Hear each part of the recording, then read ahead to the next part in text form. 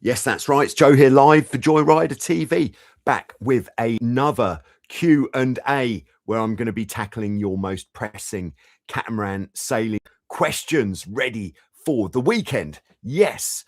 And in this week's Q&A, we are in the preloaded section, very much taking a look at Spinnaker sailing on the catamaran and how we can better use our Spinnaker system. So I think what we'll do is we will dive straight in to that. I think that seems like a pretty good idea. So this question has been prompted by Adrian, who sails a Topaz 14 XL, which is in the smaller field of Spinnaker catamarans, but still the technique and the setup should be exactly the same. So we're going to start off by looking at the setup of the Spinnaker on the catamaran, and it really doesn't matter what type of catamaran it is that you're sailing, except for the shearwater. The shearwater is, I think, the only small catamaran that actually uses a symmetrical spinnaker, like on many older monohulls, whereas all other catamarans use an asymmetric spinnaker. At this stage in the game, I'd just like to say thanks very much and hello to Boris in Florida for kicking off this session with a super chat, keeping the Q&A ad-free. So Spinnaker setup to start with. Two things that we're going to focus on with the Spinnaker setup. And the first one is going to be how much tension do we need in the luff, the leading edge of the Spinnaker. What we don't want to have is the luff of the Spinnaker absolutely cranked tight, unless you happen to be using a rolling spinnaker, in which case it is necessary that the luff of the sail, the front edge, is extremely tight.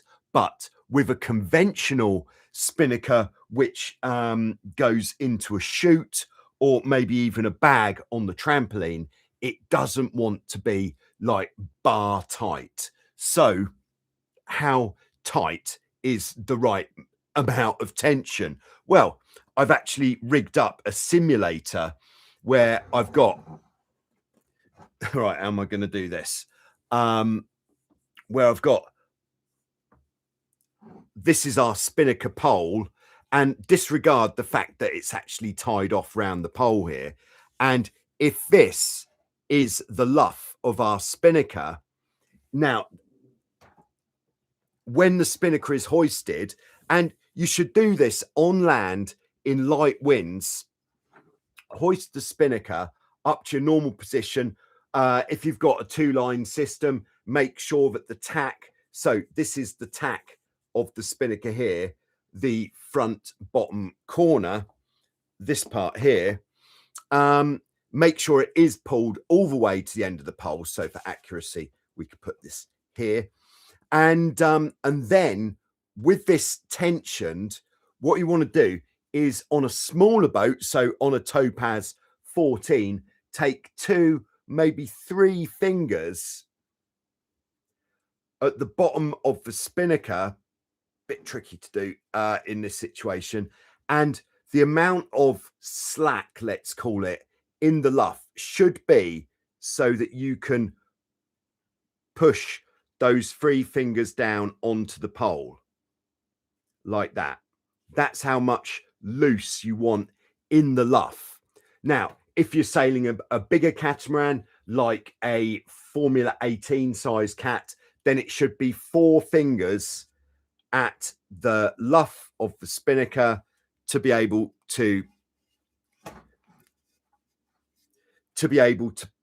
pull it down so that we've got that much loose in the spinnaker. So when you've pulled it down, it takes a little bit of effort to get that last bit down.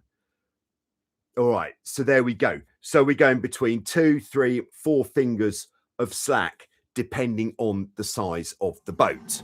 There we go. Simulator dealt with. Now, how do we make this so that it's not like, so that it's guaranteed to get that level of tension every time we put the kite up? Okay, two things we could do. One is up the mast. So here on the mast, on most boats, what should be going on is you will have a line or a metal bar that runs around the mast, and that would anchor at the back. And what this line is for, so this is the back of the mast here, is to make it so that when the spinnaker's up and pulling, it's not interfering with your mast rotation. Because as the mast rotates, the pull is always going to be coming from the same place. If you can imagine, this is your mast. If the spinnaker was pulling from the front of the mast, when it rotates, that's going to be trying to pull the mast straight, and we don't want that to happen, which is why it's going through a strop of some description like that. And then if we go up the mast, there's the top. On most boats, the way that it would work would be, it would actually be anchored up here, and then you would have a line coming from there going down to this strop, and then you'd have your block just below that strop like that. Right, just making sure. Okay, all right, so that is to make, so what you could do if you need to alter the amount of tension that could go into the spinnaker, if this block is sitting right up by the line, and by hoisting up to this block, this is if you're going to put a bit of effort into the setup. If it takes a bit of if going to the block makes your luff of the spinnaker bar tight, you could lengthen this line so that when the spinnaker goes to the block, it is pulling it to the right amount. So how would you do that? I would do it with the boat on its side, but with the spinnaker hoisted with the boat on its side, and you might need a chair to stand on to be able to reach the bowsprit on certain types of boat, and then lengthening this line until it's in the right spot. Okay, the easier way to do it without altering this line, if you're looking for a more straightforward fix, would be to put a knot with a plastic ball. I think we know what a plastic ball looks like. It's a ball made of plastic on the halyard, so that if this is the corner of our spinnaker, the head, there's where the spinnaker halyard attaches, and then we have our spinnaker halyard going to the block like that. Are you all with me so far? Then we will put a ball with a knot in the correct position, so that when you pull the spinnaker halyard tight, the ball on the halyard stops it from going any higher up, which means we get that perfect amount of luff curve in the spinnaker every time. Yes. Okay, yeah, and that is the fairly, well, the more common way of doing it, because on most boats this line here would be spliced, which means it is quite tricky to do. Okay, the third way of two ways to change this is actually to lower or raise the height of the bowsprit. So if this is getting pulled tight, and the Spinnaker luff is too tight, by raising the bowsprit, this is going to mean that we've then got that looser luff, which we might be looking for. Now, to raise the bowsprit, you're actually going to have to adjust 5 lines, because if we just look from above, what we've got going on with the bowsprit is we've got the pole bridles going to the end of the pole. It's actually going to be 6 lines. We've got the intermediate pole bridles, which hold the pole straight in the middle. We've then got the line that holds the pole up to the bottom of the bridle, of the regular bridle wires.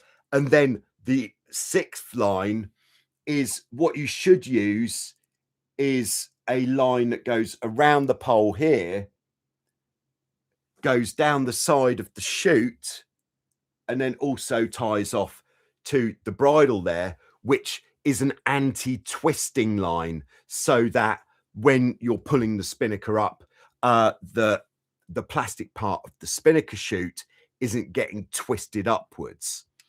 Is that okay? Everybody with me so far on the setup? All right. Second part of the setup will be the sheeting angle for the spinnaker. Okay, thanks very much to RJ Fleet for coming in with a triumphant super sticker, helping to keep the Q&A ad-free. Thanks very much, RJ Fleet. And thanks very much to Jim H80 with the super sticker, helping to keep the Q&A ad-free. The only people who like the ads are Google and perhaps the advertisers, sometimes if they're advertising something that is relevant to you. So helping to keep the Q&A ad-free. Thank you very much, guys. Okay, so the second part of the setup with the spinnaker is the sheeting angle. So much like with the jib, which we talk about quite often, what we're looking for is to not have excessive tension either in the foot of the spinnaker, the bottom of the sail, or in the leech of the spinnaker. So what we're looking to do, and this is very much related to your mast rake, because as we change the mast rake, the geometry of the whole thing is going to change. So if I would guess that your mast rake would be fairly consistent, which means you should be able to keep your, once you've got your sheeting angle set, you should be able to keep it in the right position. So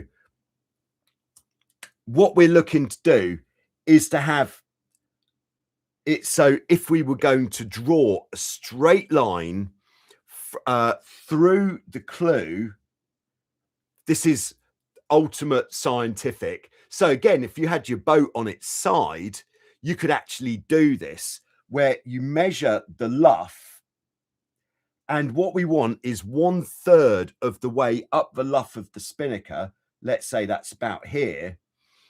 That is where you want the line of the sheeting angle to be, because it's going to put enough tension in the foot, it's going to have enough tension in the leech, but without it being too much tension. So this will be our general sheeting angle that we want to look at with the spinnaker. If we're looking for a little bit more juice in really light wind, we have to be careful here, but we could move the sheeting angle slightly further forwards, which is going to just tighten the leech up a little bit, and that's going to help to power us up. But if we go too much tension in the leech, the back edge of the sail, then like we were talking about last week with in the Q&A, with the jib having too much hook in it, let's call it, if we've got, so if we have too much leech in the spinnaker like this, what's going to happen is the airflow is going to come off the spinnaker and hit the back of the mainsail and backwind the mainsail, which we absolutely don't want.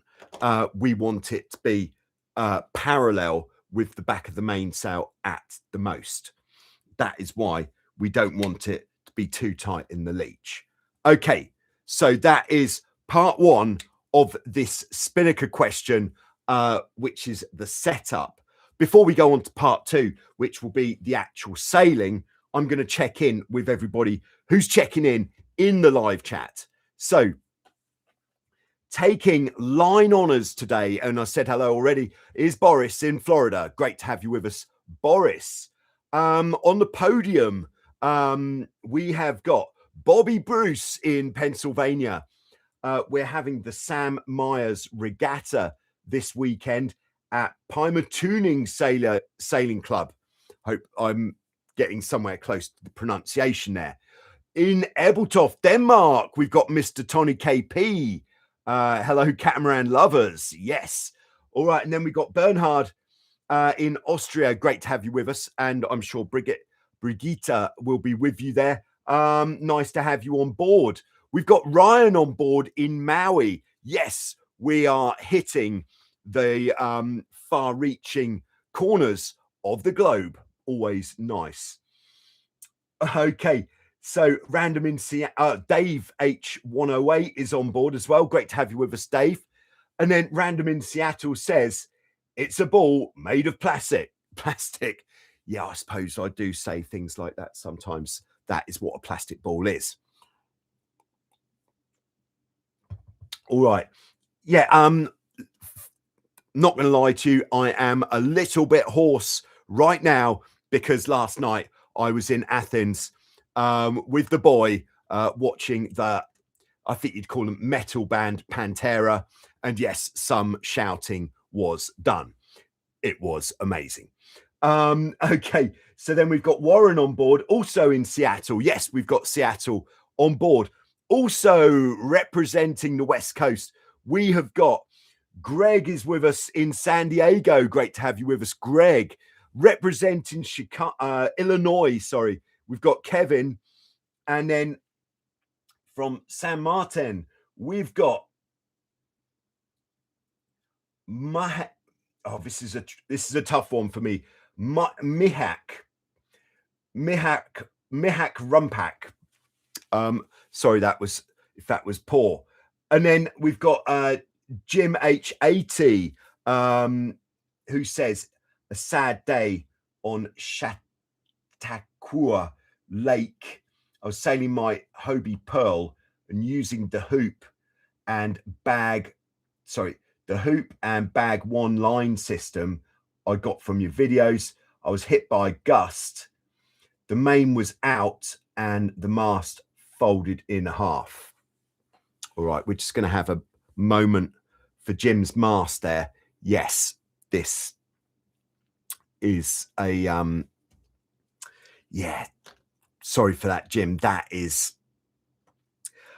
a very, very sad day.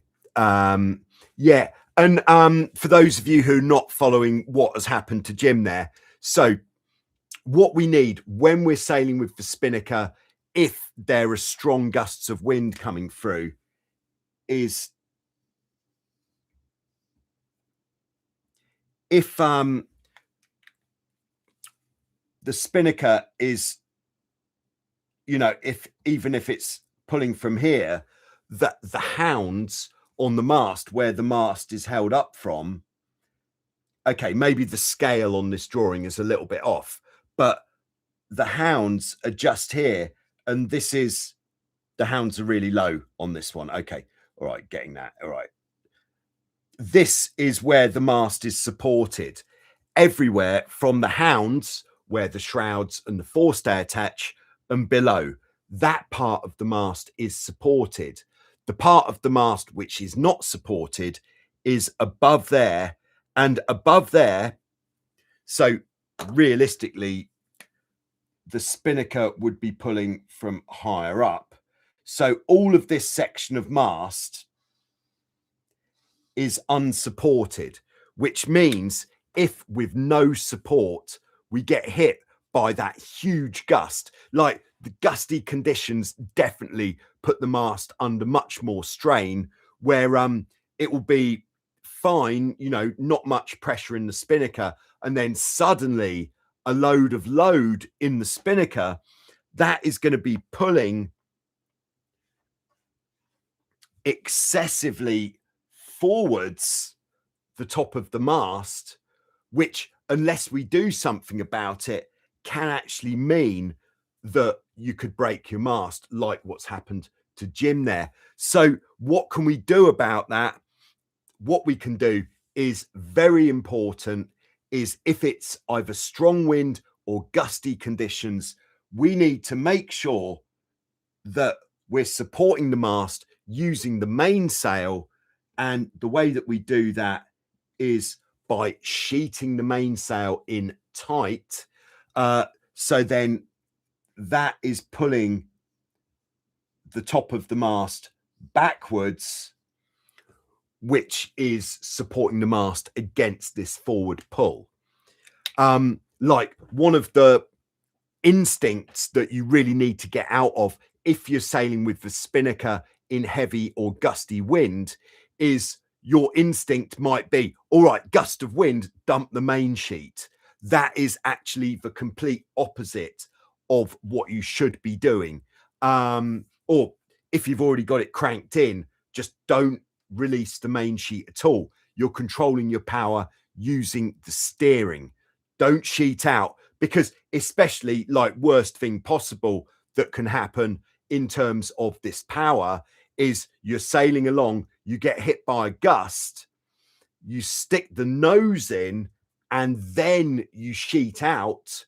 That means that there'll be a sudden increase in pressure in the rig because of the nose going in, and then you're allowing all of that pressure to get absorbed by the top of the mast going forwards, which is almost certainly going to break the mast. So I'm really sorry to hear that, Jim. Hope that there is some sort of solution to getting a new stick on your pearl, or, in unlikely as it might sound, whether it could be repaired. Okay. Okay, continuing in the live chat, we have got SG Passian in Quebec. Great to have you on board.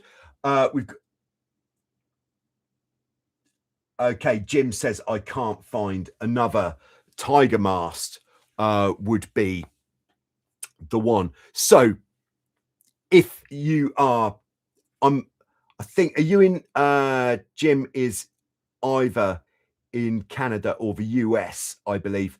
But if you are in North America and you know where to get hold of a tiger mast, let's get that tiger mast to Jim and get Jim. Oh, Pittsburgh.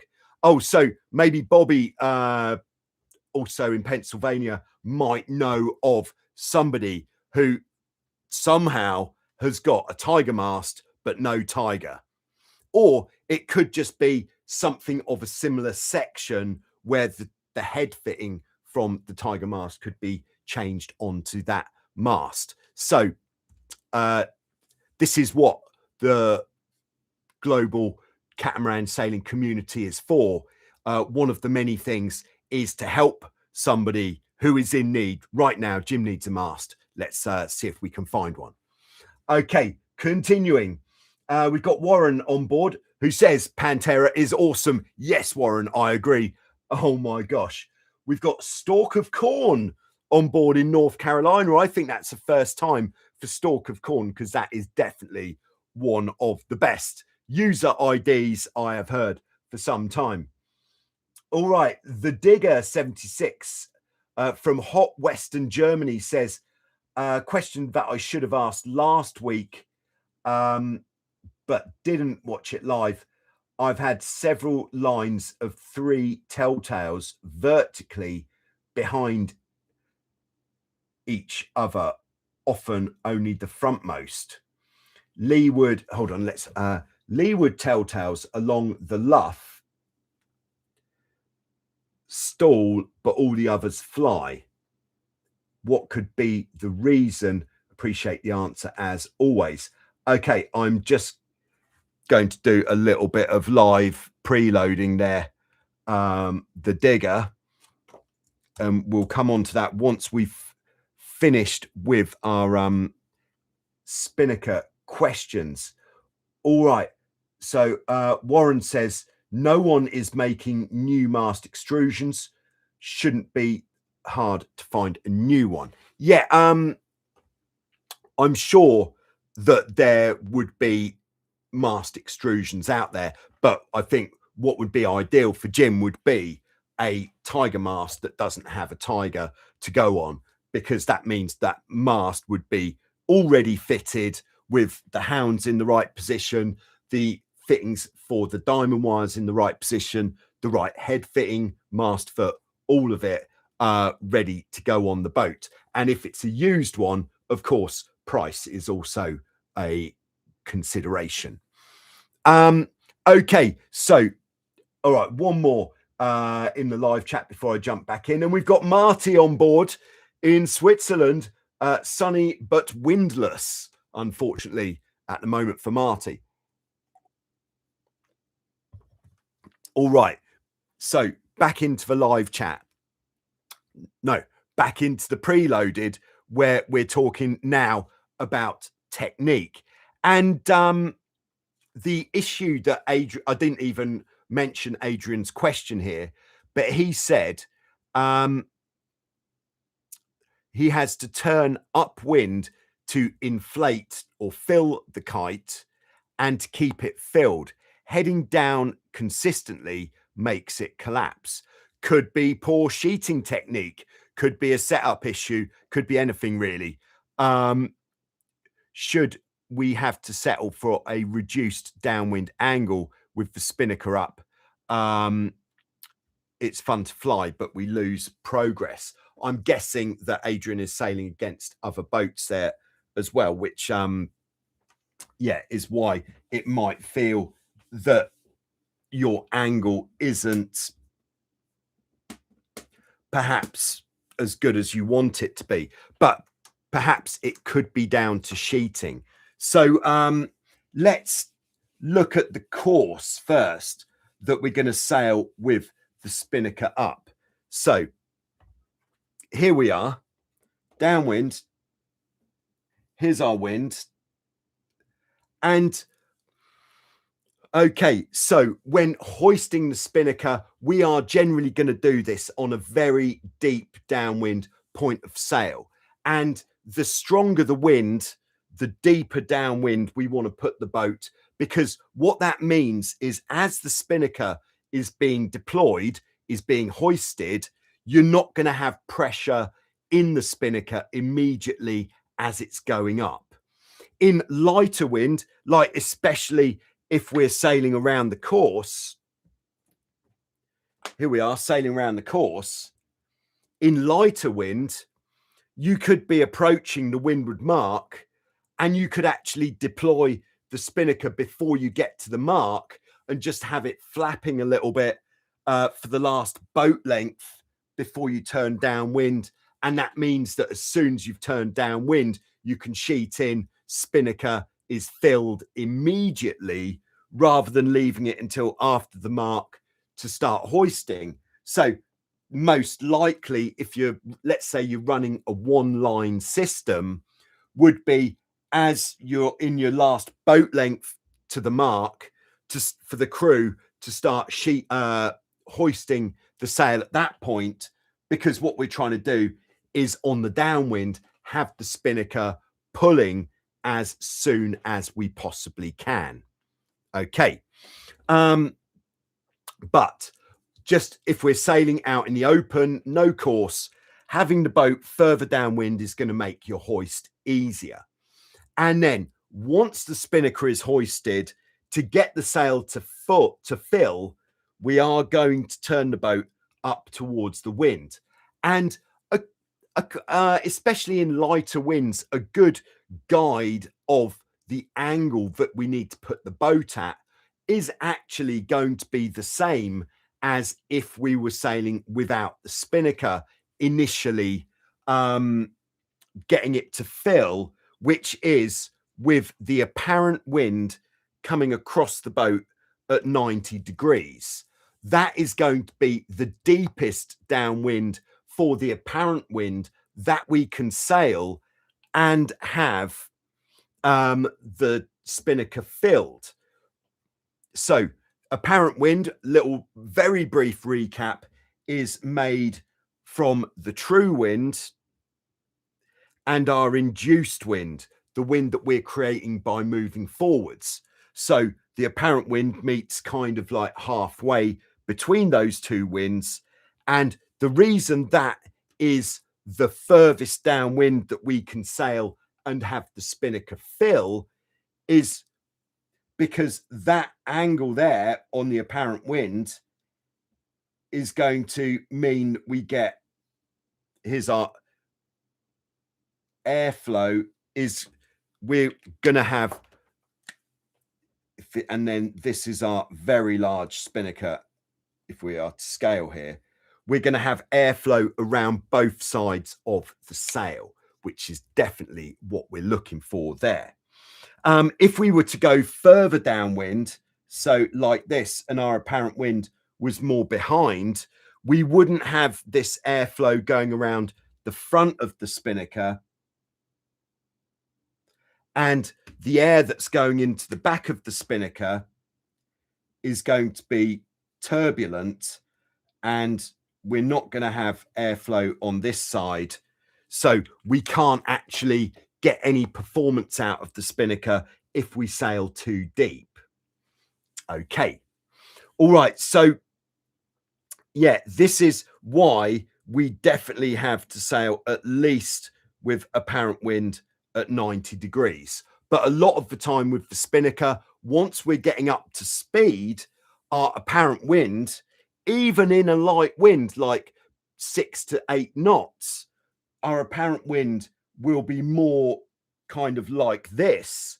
So for our apparent wind will be much more on a, what would usually be the apparent wind for a beam reach, let's say, even though the true wind is coming from straight behind. And that is because the spinnaker has such a dramatic dynamic effect on the apparent wind on a catamaran, because it really is changing the playing field which our wind is coming from.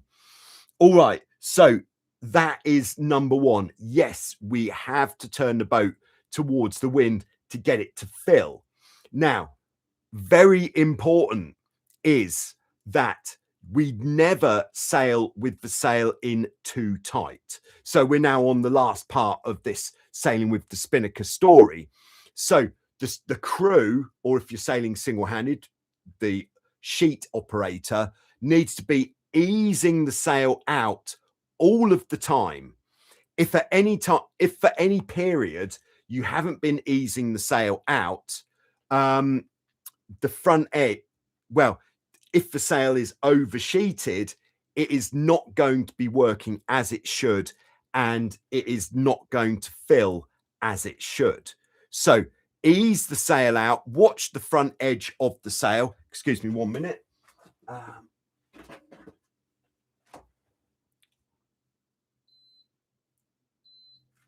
It is remarkably warm. So easing the front of the sail out, watching the front edge, and when you see the front edge start to curl, that is kind of like right on the edge of the sweet spot. So then just bring the sheet back in. So sheet back in until the spinnaker isn't curling. Sail like that for 5 seconds, 10 seconds, and then ease the sheet again. So the sheet wants to be moving quite a lot of the time to make sure that it's not oversheeted. Very important. So the combination of sheeting out, allowing the sail to curl, and not trying to sail too far downwind, because the other thing with, if you're sailing too far downwind, so our apparent wind is back here, is the spinnaker. Here we go. If easy to move the boat. So the spinnaker is there. The spinnaker is going to be getting all the wind blocked by the mainsail. So there we are. Course sheeting, that is going to make the difference. So I'm going to park that one there. Hope that helps Adrian and everybody else who is maybe at the earlier stages of spinnaker flying on the catamaran. All right, I'd like to say hello and thanks to Hussein in Egypt for the super chat, keeping the Q&A ad free. Super chat is located just next to the chat window at the bottom of the chat. And what the super chat is doing is not only is it keeping the Q&A ad free, but it is also showing your appreciation for this top level information that is coming your way live. So thank you very much. And Hussein's gone in with a second super chat. I don't know if that was a super sticker, which is the same as a super chat, except it has a hilarious graphic accompanying it. Thanks very much, Hussein, for the double super there. All right. So yeah, I think just because I've noticed it, we're not doing a queue jump in the live chat, but Bobby in Pennsylvania says, how do you judge the sheeting angle on a gennaker on a roller furler? Yeah, so it would be, if it's a furling spinnaker, like before I was saying that the sheeting angle would be about 1/3 of the way up, because a furling spinnaker or gennaker is going to be a much flatter sail, then we can have the sheeting angle much more like we would have it kind of set on a jib, where we want the foot of the sail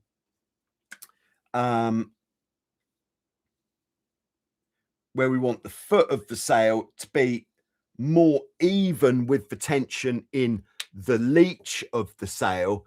But I think the best thing to do is, if you have got a means of moving your spinnaker block, so it's going to come, the sheet is going to come to a block on the boat, usually somewhere near to the shroud in forwards and aft movements on the boat. If you have got a means of moving it forwards and aft, I wouldn't, if it goes further back that way, then the sheeting angle is of course going to be more pulling the foot tight, and by pulling the foot tight, it is going to really open up the leech of the sail. So that's going to help you if it's a stronger wind. But the way to know if your foot is too tight is when you sheet in, if the foot kind of gets a real bulge in it, then that is a real sign that the foot is too tight. Then if we're too, this isn't sort of saying, how do you find the best spot? This is like saying, how do you find if you've gone too far one way or the other? If you've gone too far forwards,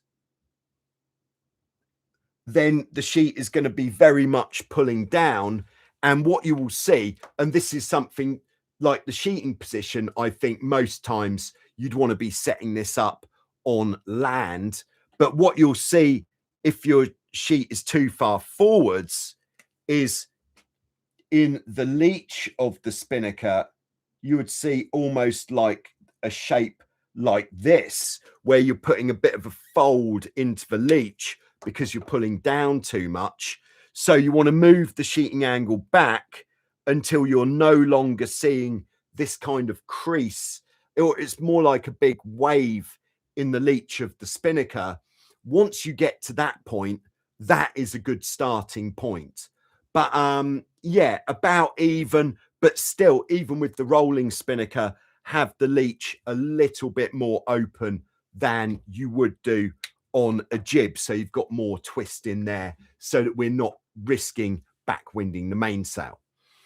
Okay, back into the live chat. All right, so I'm actually gonna just keeping up with my preloaded organization. By the way, big news just in, not big news just in, news just in. The 2026 Speed Stick has been, without fail, the most well-attended leaderboard I had. So well done to everybody for getting involved. And because of that, the next Speed coming around a little bit sooner than previously. Reason, because if we've got too many new entries for an update video, I think it makes the update video a little bit too long and perhaps not quite as exciting. So the next update video will be next weekend, and which means if you do want to get on that update video and you haven't yet submitted speed that you're sitting on, or if you're going out sailing this weekend and you're feeling pretty quick, then get your results in by Wednesday this week, because I'll be filming the update video on Thursday, ready to go out at the weekend. All right, Hussein says, any updates about the app? I have sadly been distracted away from the app at this time, I'm afraid, Hussein. But as soon as the app is going to change the world in terms of the Speed Stick. So that is a no, I'm afraid. Yeah, I've been taking my eye off the app ball. All right, so going up in the live chat back to where we are. We've got Miha SMSC on board, channel member. Nice to have you on board. Thank you for coming. Sailing downwind in 25 plus knots in heavy seas. All right, I can see this is going to be exciting.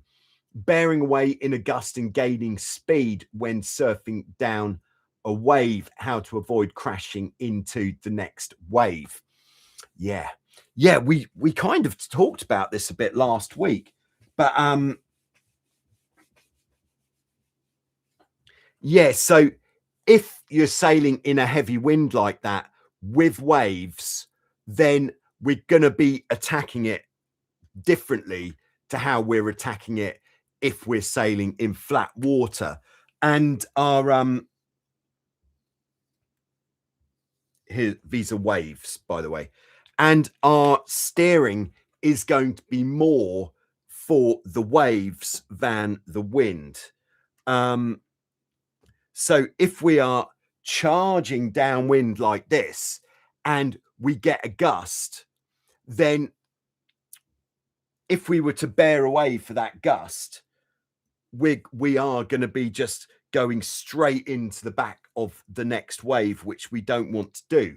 But if the waves are of a size that we could put the nose of the boat into the back of the next wave, if they are that big, which let's say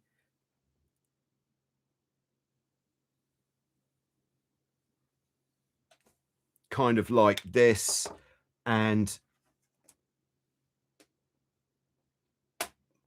we're coming down the wave here. If they're kind of this, actually that is ludicrously big, isn't it? So if they are that big so that we could put the nose into the back of the next one, then we're going to benefit more on our downwind course by not steering for the gust as much. Yes, steering for the gust. If we're talking 2 sails or 1 sail, no spinnaker, then we're going to be steering the boat more for the waves than for the wind. Because if we're able to get the boat surfing down the wave, that is going to be taking care of the pressure that would, if it was flat water, the pressure from the wind which would stick the nose in and have us capsize. So we're going to be gaining so much speed by coming down the wave that we don't need to turn the boat more downwind to take care of the power. Instead, we want to stay on this wave for as long as possible, and we don't want to come more downwind where we are going to start going uphill again. We want to stay on this wave so that we're taking the speed from the wave, and then at some point we are going to be advancing on to the next one, but we don't want to be getting onto that next one where the back of the next wave is really steep.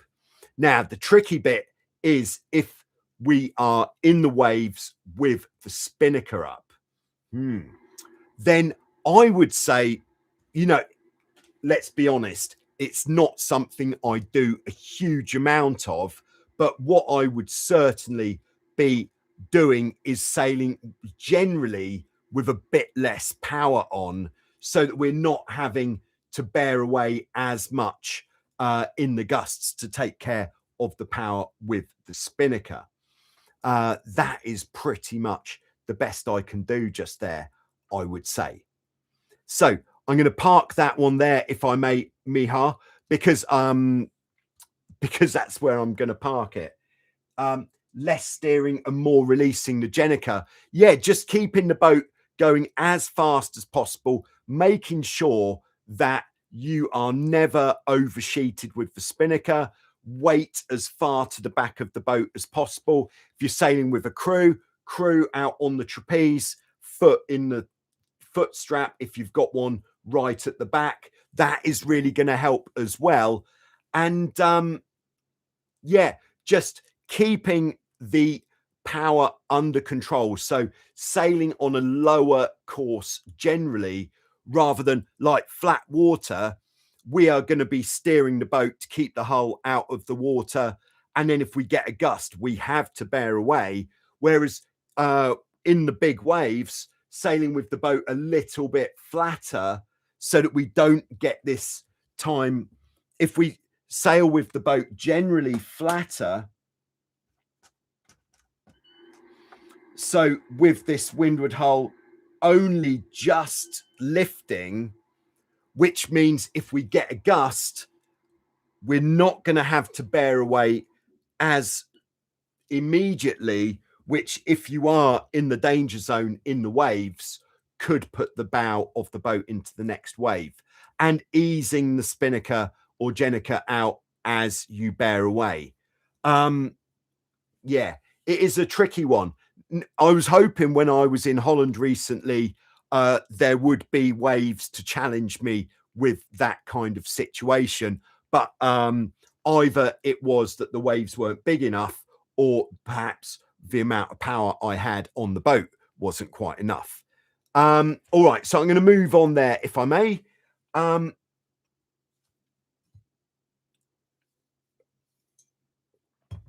right, so we've got...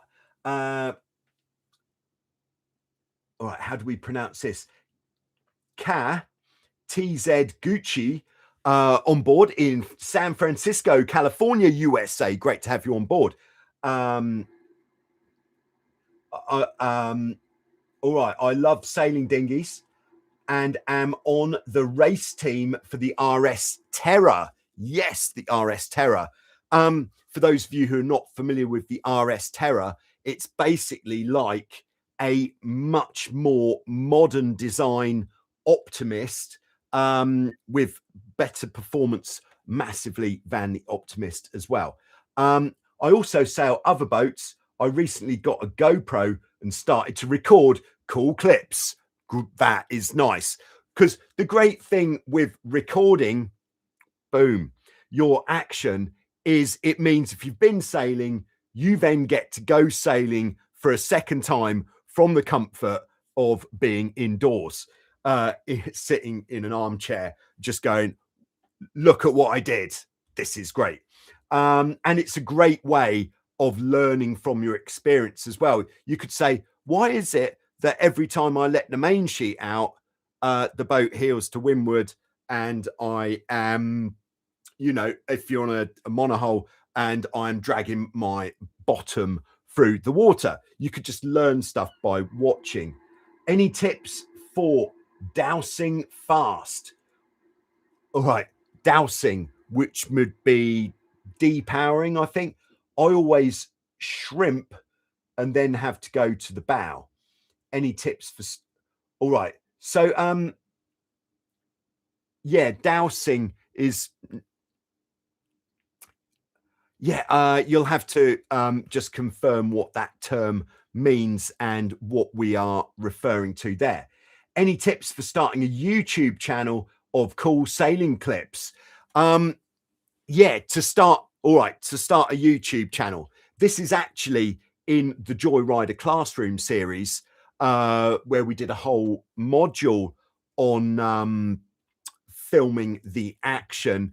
To access the Classroom series, then you could either become a channel member for Joyrider TV of the Joyrider Academy or purchase the Classroom series. But I appreciate, being a young sailor, that is not always feasible to be churning out cash for information when you get it in the Q&A. So, and that's what we're here for as well. So yeah, so to start a YouTube channel, what would I do? First thing is try to have an angle that you're coming at it from. If you want to be successful, just posting clips of you sailing fast or going out sailing, it's not going to create that much of a following. So there needs to be, your videos need to either be telling some sort of story where they could have, like, example, start of the video, there could be you with your boat and you're saying, okay, today I'm sailing to a beach on an island which I've never sailed to before, so I don't know if I'm going to make it. Add some jeopardy. Don't know if I'm going to make it. And about a third of the way into the video, make it look like you're not going to make it. Oh no, I'm not going to make it. But then make it. Yes, we've made it. So have it tell a story with some sort of emotional up and down kind of arc. That would be great. And every video have some sort of story to tell. That's one way you could do it. Because there are so many sailing clips out there that to have a sailing clip really stand out, it's got to be pretty amazing, which isn't always possible to do. What's another angle you could come at it? If you're going to competitions, like you're on the team, then you could say, all right, so today we're going to this competition and this is what we're going to try to do in this competition. And maybe, I think maybe I'm going to change what I do when I go to competitions, because what I do generally is film the whole of the first race of every day, which makes for quite a long, perhaps slightly less interesting video, but perhaps a shorter video where you're just filming the interesting bits, especially if you've got the camera on your head. That definitely gives, if you were going to use one camera, that gives the best angle because it lets the audience see what you are seeing. You just need to be very careful. Here is the special Joyrider TV hat camera mount. So the camera goes like that. Just make sure you're really focusing on which way your head is pointing. So don't always be looking around like this because the picture won't be very good. Yeah, and just before you launch your channel, have 5 videos on it before you set them to public. Keep them on there as private or unlisted before you launch your channel, because when that first video goes out and people go, oh, I like this, what can I watch next? And if you haven't got any other videos, they're going to watch someone else's stuff and you're going to lose that momentum that you just started. So do that. Second thing to do is, from your feature length videos, just make short form videos like YouTube Shorts, which have got a far wider reach than the long form videos as well. And then you're able to point people towards your long form videos from the short videos and potentially get more people in through the door. All right, I am going to park that one there. Katz Gucci. Hope that helps. Yeah, I'm going to try to wrap this session up fairly soon, by the way, because I'm not going to lie to you, I'm struggling a little bit. All right, so the Digger 76 says, sorry for the confusion, I'm talking about the jib, 3 telltales horizontally behind each other. Right, gotcha. The 3 sets along the luff. Right, yes, I get you there. Okay, and before I go on to answering your question, I'm just going to say hello to Max, who is back in Rosenheim, Germany. Sorry, I didn't get to say goodbye, Max. Max was here for quite some time doing an instructor training course with Water Sports Nomad. All right. So, in fact, the Digger 76's question might also help to answer the question from Zim McCam 1, sailor of a new sailor of an old 1979 Hobie 16. All right. So, the jib. And all right. So, what the Digger says is I have several lines of telltales. Often the frontmost telltales stall, but the others fly. Okay. All right. Perhaps if I could say at this point, no further questions, please, in the live chat.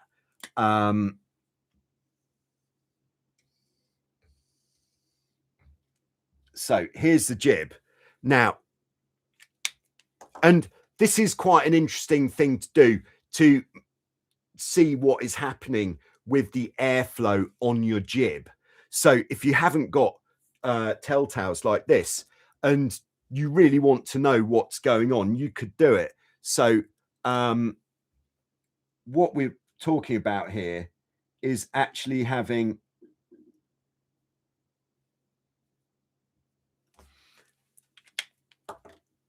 telltales like this, where we've got perhaps lower down 3 pairs, higher up 2 or 3 pairs like this. So what is happening? The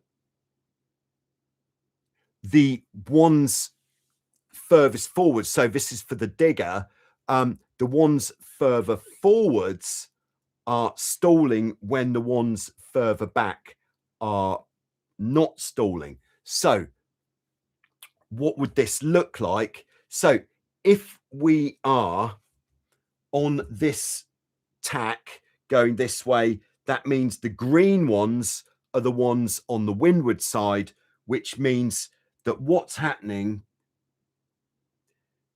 is the red ones, the leeward ones, are stalling, which means we are oversheeting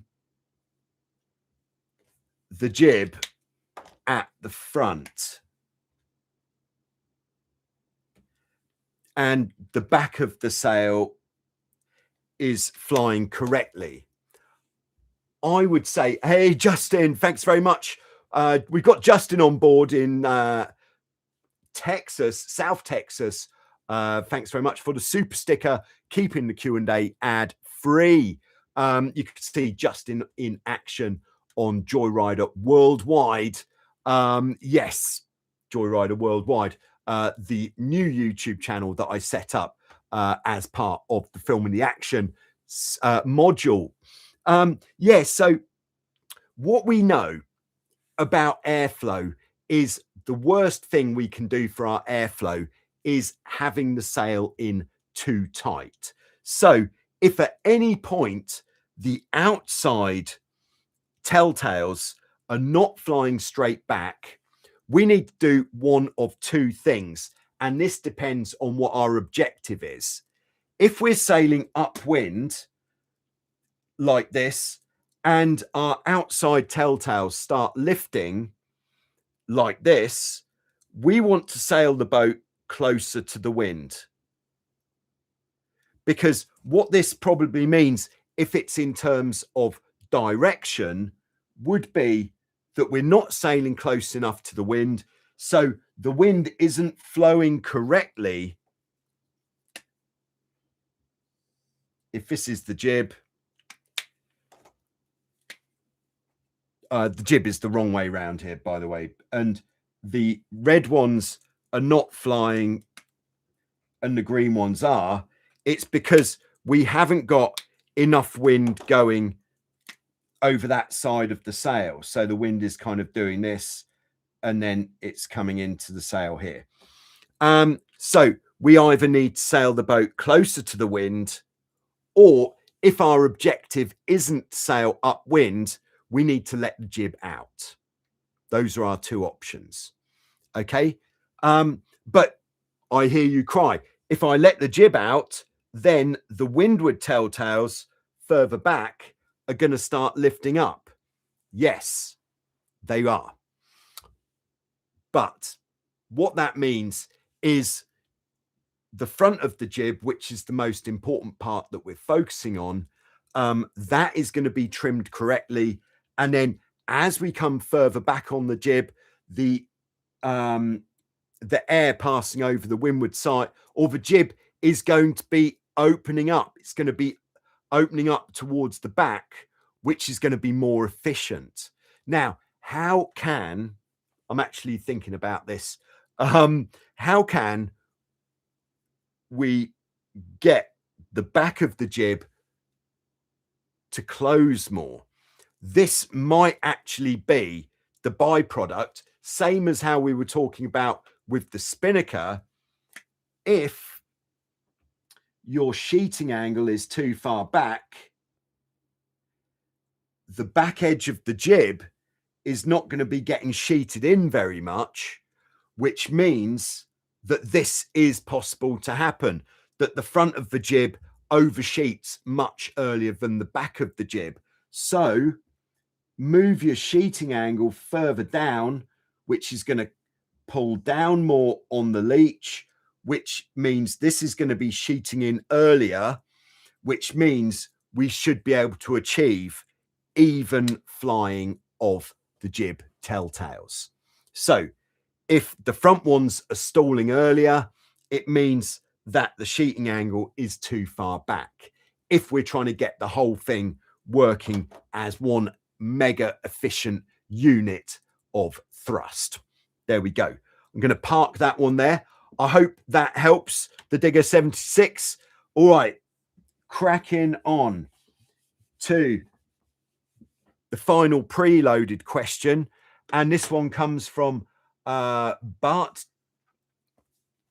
who says he intends to sail his Formula 18 without the Spinnaker pole. Now, why would this be an issue? So the issue here is if you're sailing with a self-tacking jib, in fact, we're going to go for a larger scale than this so we can see it a bit more clearly. So here we have the bridle wires. Here we've got the front beam.